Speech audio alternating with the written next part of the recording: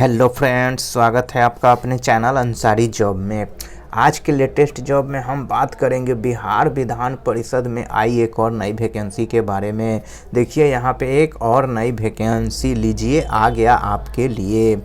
तो इसी वैकेंसी को आज हम देखेंगे कंप्लीट डिटेल्स में, और पीडीएफ में इसका जो नोटिफिकेशन है उसमें क्या क्या बातें कही गई है वो सब हम जानेंगे दोस्तों, ताकि आपको नोटिफिकेशन दोबारा नहीं देखना पड़े। मेरा वीडियो देखने के बाद आप फॉर्म भरने के लिए तैयार हो जाएं, अगर आप उस लायक हैं तो चलिए शुरुआत करते हैं। और सबसे पहले हम यहाँ पे देखेंगे इम्पोर्टेंट डेट्स को। तो इम्पोर्टेंट डेट्स में देखिए दोस्तों, इम्पोर्टेंट डेट्स में start date for online apply 10 जनवरी 2024 से ये शुरू हो रहा है। लास्ट डेट देखिए ऑनलाइन अप्लाई का कब है, 30 जनवरी 2024। तो 10 जनवरी से लेकर 30 जनवरी 2024 तक आप इस फॉर्म को भर सकते हैं। ऑनलाइन मोड देखिए, फॉर्म जो भरना है वो आपको ऑनलाइन मोड में भरना है। और last date for fee payment, यानी कि लास्ट डेट जो है आपका पेमेंट करने का वो है 30 जनवरी 2024 तक आप इसमें लास्ट पेमेंट कर सकते हैं। तो ये तो हो गए दोस्तों डेट की बात, इम्पोर्टेंट डेट्स की बात। चलिए अब देखते हैं यहाँ पे हम एप्लीकेशन फ़ी के बारे में, किस कैटेगरी को कितना लगेगा। तो देखिए जनरल, ओबीसी और ईडब्ल्यूएस को कितना लगना है दोस्तों, 600 रुपये। वहीं देखिए एससी, एसटी और पीएच कैंडिडेट को कितना लगेगा, 600 रुपये। पेमेंट का मोड भी आपका क्या होना चाहिए, ऑनलाइन होना चाहिए, ऑफलाइन में आपको पेमेंट नहीं करना है। अब चलिए हम एज लिमिट की यहाँ पे बात कर लेते हैं। तो एज लिमिट में देखिए दोस्तों, मिनिमम एज लिमिट आपका 21 ईयर्स होना चाहिए, यानी कि कम से कम आपका 21 साल होना चाहिए। इससे ज़्यादा एक दिन भी नहीं होना चाहिए या कम नहीं होना चाहिए। मिनिमम एज लिमिट देखिए यहाँ पे मेल का देखिए 37 ईयर्स, यानी कि 37 साल होना चाहिए। Maximum age limit female BC EBC 40 years, यानी कि 40 साल, एक दिन भी ज़्यादा अब नहीं होना चाहिए। Maximum age limit SC ST 42 years, यानी कि एससी एसटी का कितना है दोस्तों, 42 ईयर्स, यानी कि 42 साल।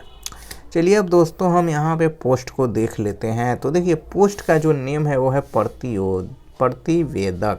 प्रतिवेदक और इसमें देखिए नंबर ऑफ पोस्ट कितने हैं दोस्तों, तो एक पोस्ट है, एक ही पोस्ट के लिए ये वैकेंसी जारी की गई है। चलिए अब इसके लिए देखते हैं कि योग्यता क्या मांगी गई है। तो ये है दोस्तों देखिए एजुकेशनल क्वालिफिकेशन, राज्य या केंद्र सरकार से मान्यता प्राप्त विश्वविद्यालय की स्नातक उपाधि, यानी कि राज्य सरकार या केंद्र सरकार से आपको किसी भी यूनिवर्सिटी से स्नातक पास होना चाहिए किसी भी स्ट्रीम में।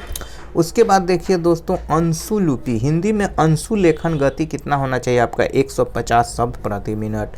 हिंदी टंकन एवं अंग्रेजी टंकन में गति देखिए कितना होना चाहिए, 35 शब्द प्रति मिनट। तो देखिए हिंदी में जो अंशु लेखन यानी कि जो स्टेनो का आपका जो स्पीड है वो 150 शब्द प्रति मिनट होना चाहिए। और जो हिंदी और अंग्रेजी दोनों मिला के आपका जो टंकन यानी कि जो टाइपिंग है वो आपका कितना होना चाहिए, 35 शब्द पर मिनट। तो ये तो हो गई इसकी बात। अब देखिए एक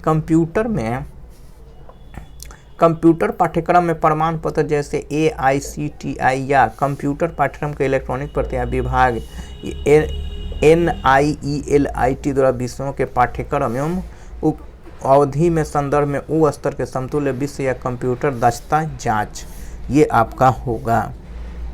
अब चलिए दोस्तों आगे देखते हैं कि ये क्या कहा जाए। देखिए नोट में यहाँ पे कहा जा रहा है कि अपेक्षित अंशुलिपि गति वाले प्रत्याशियों की पर्याप्त संख्या उपलब्ध नहीं होने की स्थिति में 140 शब्द प्रति मिनट की अंशुलिपि गति पर इस शर्त के साथ नियुक्ति के लिए विचार किया जा सकेगा कि वे 1 वर्ष के भीतर 150 शब्द प्रति मिनट की गति अंशुलिपि जांच में उत्तीर्णता प्राप्त कर लेंगे।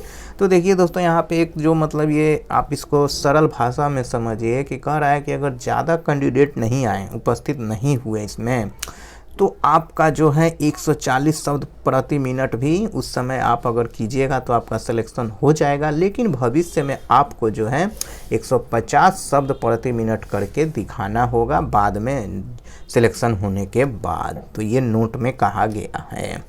चलिए अब इसमें आपका सिलेक्शन कैसे होगा ये देखते हैं। देखिए दोस्तों इसमें सिलेक्शन के लिए आपको हम लाए हैं वहाँ से PDF से कट करके।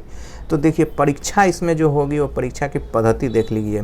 प्रतिवेदक के पदों पर सीधी भरते हैं तो देखिए निम्न चरणों में जांच या परीक्षा ली जाएगी। निम्न चरणों में बहुत सारे स्टेज होने वाले हैं। देखिए पदों पर सीधी भरते हैं तो 3 चरणों में जांच या परीक्षा ली जाएगी। पहला है देखिए प्रारंभिक चरण, जो OMR सीट आधारित बहुविकल्पीय वस्तुनिष्ठ परीक्षा होगी, यानी कि MCQ लेवल का होगा। दूसरा आपका होगा हिंदी अनुस्लिपि जांच परीक्षा तथा हिंदी एवं टंकन परीक्षा। दूसरा होगा आपका कंप्यूटर टाइपिंग। और उसके बाद देखिए दोस्तों आपका क्या होगा, इंटरव्यू होगा। तो टाइपिंग भी होगा, यहाँ पे देखिए MS ऑफिस वर्ड प्रोसेसिंग का भी आपसे नॉलेज लिया जाएगा, आपको परखा जाएगा। तो इस तरह से आपका इसमें सिलेक्शन होगा।